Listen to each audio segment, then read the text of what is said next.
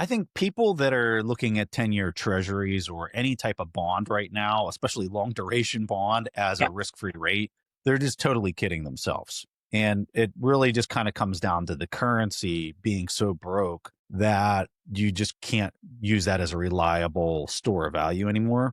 I've heard Michael Saylor suggest that for the typical person, the S&P 500 or maybe the NASDAQ is the hurdle rate.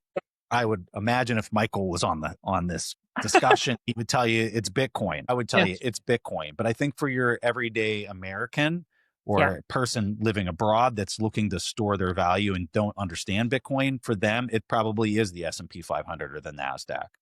That they're like, if you're not out competing that or outperforming that from a return standpoint, I would say you're falling behind in the overall in what you're preserving as your time and energy. Yeah. And just from like a performance standpoint, just to kind of like put some numbers on it, S&P 500 over the last 4 years is probably about a 13% return is what I would guess annualized. And the U.S. debasement rate, according to M2 Growth, is probably 8 to 9-ish% over that same period of time.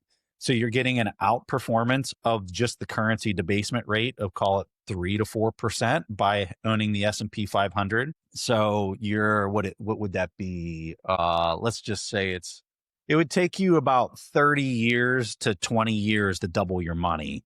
In real terms, Yeah. accounting for the debasement of the currency itself, it would take you about 20 to 30 years to double your money in that scenario, just to kind of help Yeah. people make sense.